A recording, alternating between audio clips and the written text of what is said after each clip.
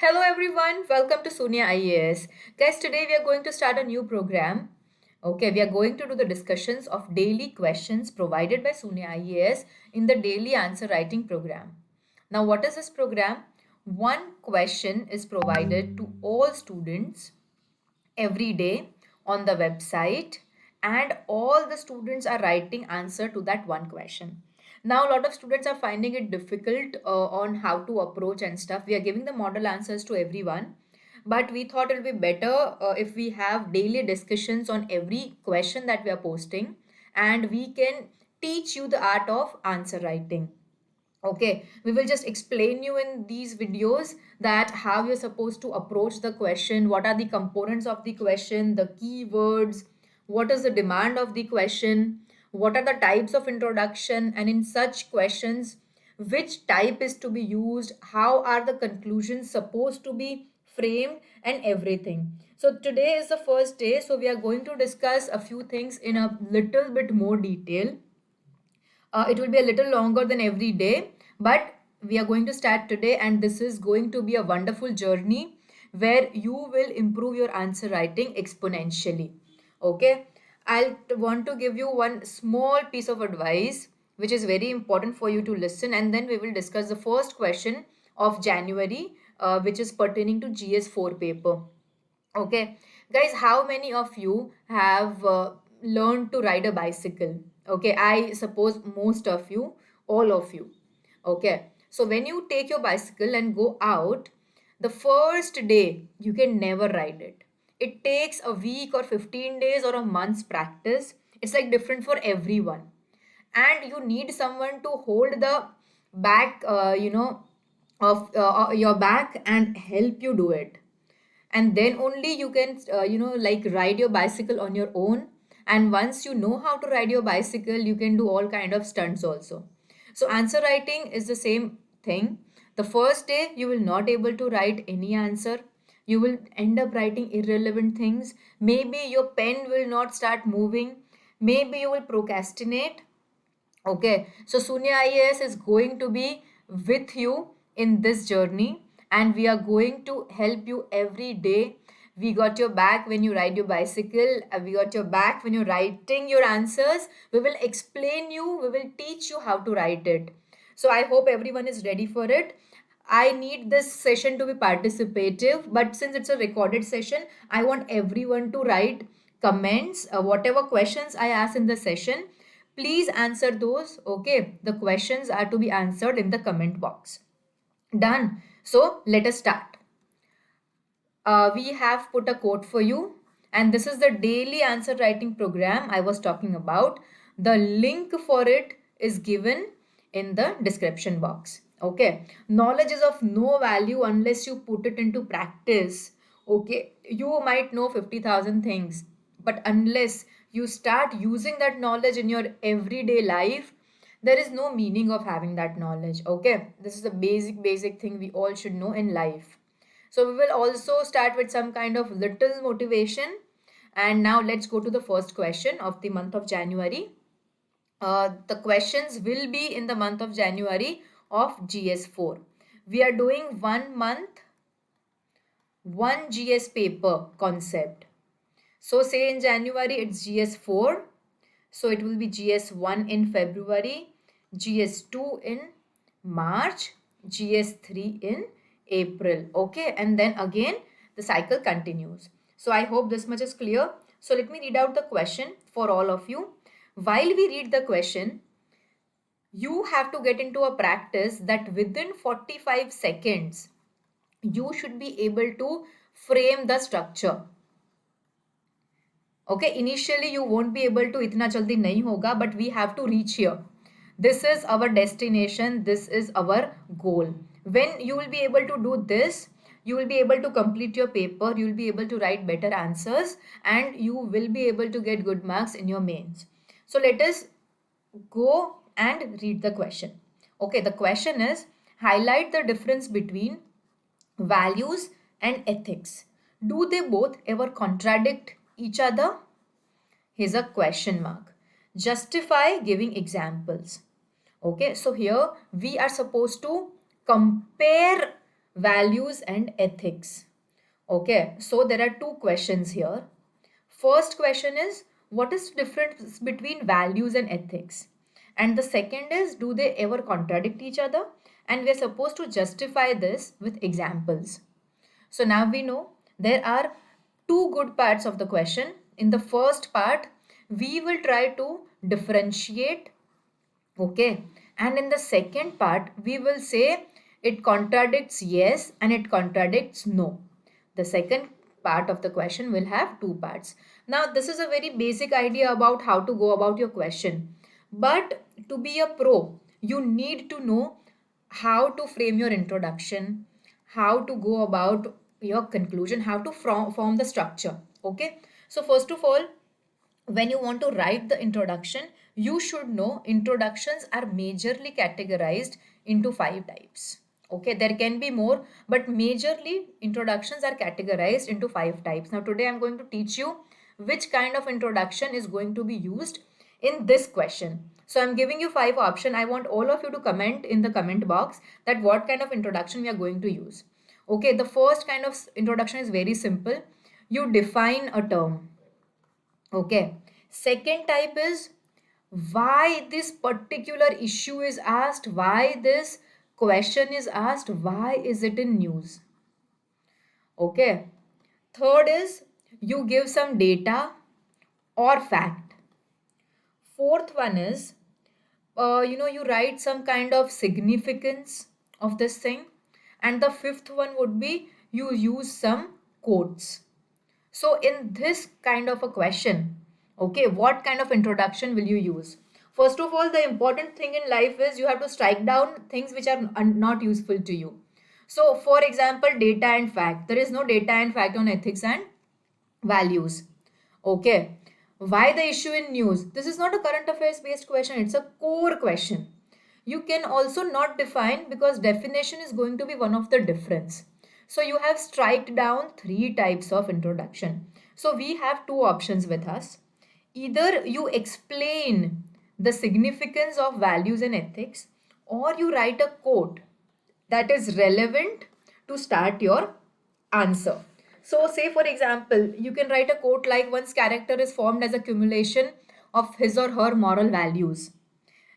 Okay, values and ethics play an important role in the society. Something like this. You can see always the introduction has to be 10 to 15% maximum of your total word count. Done. Now you will ask, ma'am, how do we count words? How many words are we writing? So guys, it is simple. No one is going to count words. Say for example, these are two sheets and you're supposed to write your answer. So you should basically know, okay, that I am able to write 1, 2, 3, 4, 5 words. Okay, in one line, roughly on an average, and I am writing X number of lines in a page. So this comes with practice. You don't have to sit and count your words in the real examination. So are we done? Here we are going to use any of these two kinds. Done? So now let us go to the body. How are we going to approach the body? As I told you, there are two components. In the body, guys, first of all, when you frame your body, be sure to highlight the components that you are answering. Say, for example, you are going to answer, okay, how are they both? What is the difference between values and ethics? So, highlight it. Okay, and I suggest that the components or the headings for the components are usually a part of the question.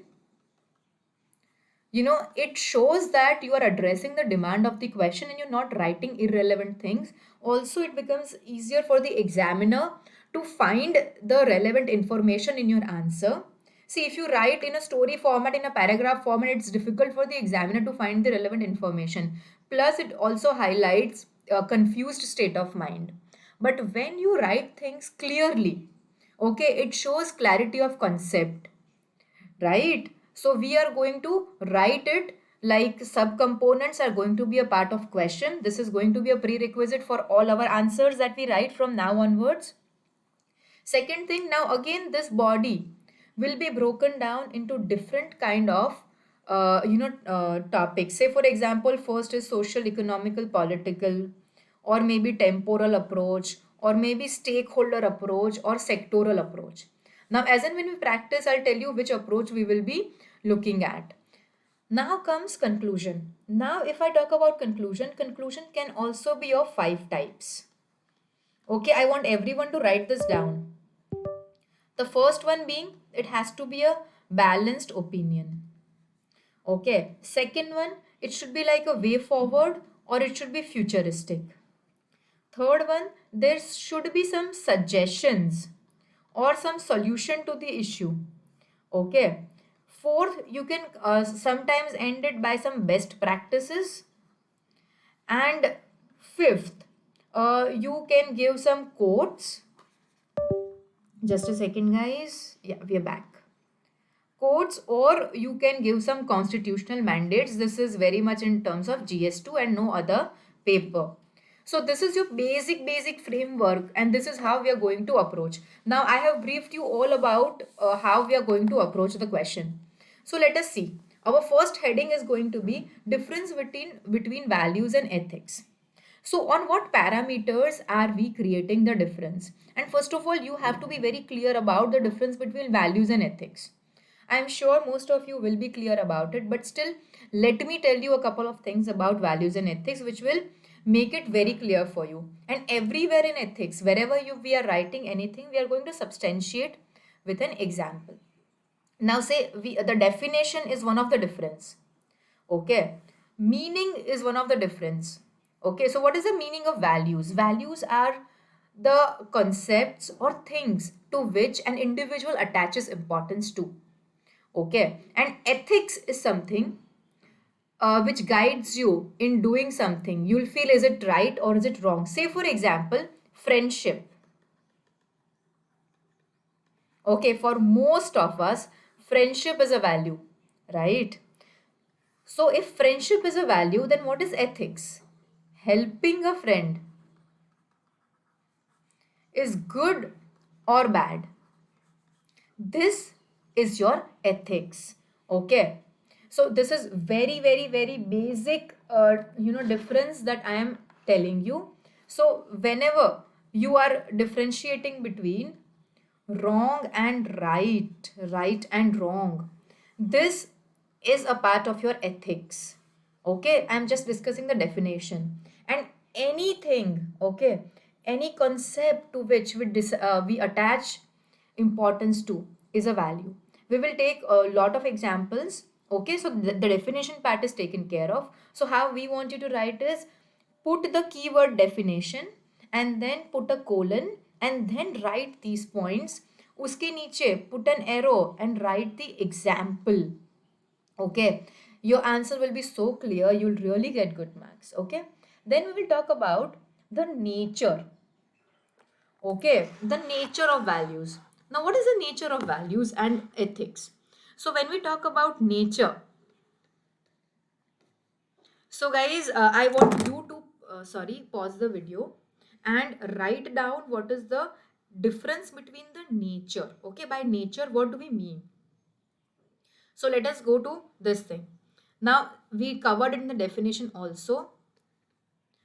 Values are individualistic and they are subjective, wherein ethics, okay, are generally objective in nature and they are applied for a group. They are not individualistic. Okay, now when we talk about uniformity, okay, values and ethics, so values are different from one individual to another, one culture to another. For example, in one religion, eating pork, okay, is discouraged, but in another religion, it is encouraged. Okay, so these are kind of values. I'm just giving you very simple examples so that you understand very clearly. Okay. And ethics. Okay. Ethics are prima facie uniform across the universe. Say, for example, non-violence. Okay, non-violence is like good, yes, and it is uniform throughout the universe that hurting someone is not a good thing. Okay, now we will talk about what is the purpose. Okay, what is the purpose of both of them? The purpose is also one of the difference. So here we are highlighting the difference, and on what parameters we are highlighting the difference, that is all written here. So let's talk about the purpose. What is the purpose? Values, they act as code of behavior. They act as code of behavior. Wherein ethics, okay, it acts as weighing of pros and cons. Okay, like, is helping a friend good thing or a bad thing, है ना? If we talk about origin, okay, values are a result of cognitive process, and ethics, okay, are nothing but they are institutionalized values. So can I say that ethics are subset of values? Okay. You have to establish such things by your examples. Now, flexibility and rigidity.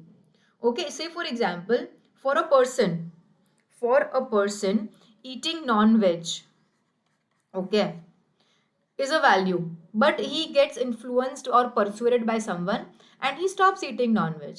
So values can change very easily because they're individualistic. Okay, they're very flexible. Wherein, say for example, if we talk about ethics, okay, they are very difficult to change because they are common for the entire society, for the entire group. Okay, they are very difficult to change, and sometimes entire revolution is required to change the ethics of the whole society. Say, for example, the practice of sati, okay, was considered one of the highest virtue of a lady, and it took so many years and so many social reformers to make people understand that it is not a good thing.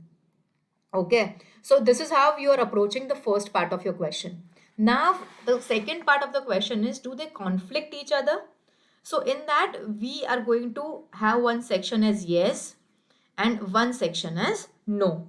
So, when we talk about conflict, so in the yes parts, okay, how are we going to answer? So, see, here we have bifurcated our answer in terms of in profession, how do they conflict in governance, in society, and in national security. Say, for example, professional, I'll give you a very funny example, okay, you can very well relate to it. Okay, one person believes in tit for tat. If you tell him something, if you say a bad word, that person will misbehave with you 10 times of what you have behaved. And now this person has become, say, an air hostess. Now, how much ever the customer misbehaves, this person is supposed to be polite. So, yes, because they have to adhere to ethics of their profession. Their values are different, but the professional ethics is stopping them. So, there is conflict. Done. For example, say in society, okay, in normal society, I'll give you a very simple example. In Jainism, okay, one of the code of conduct is aparigraha, which is non-accumulation of riches. Okay, you should not accumulate worldly belongings. You should not be attached to worldly belongings. But if you see, most of the Jains are very rich and they have a lot of properties, movable and immovable. So it is a person's value, and this is the religion's thing. Okay, this is a very simple example. You can also quote in governance. Okay, in governance, what happens is we talk about transparency. Okay, but at the same time, what about the privacy of an individual?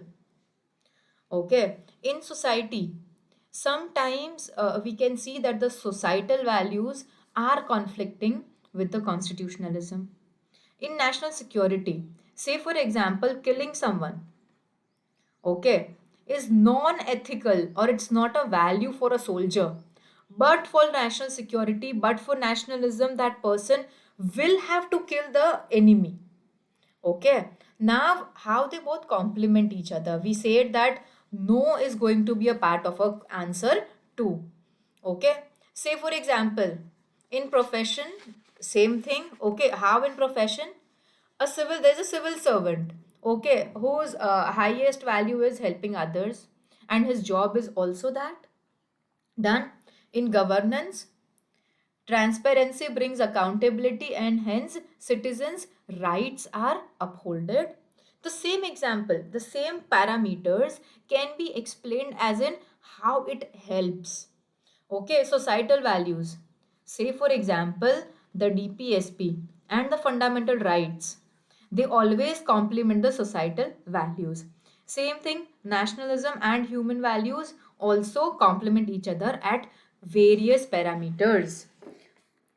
So, guys, now we will talk what are we going to put as conclusion. So, guys, in this program, we are every day providing you with this kind of an model answer, wherein you will be able to understand and get good examples for your ethics, have things, in a very segregated way, and will really help you ace your preparation.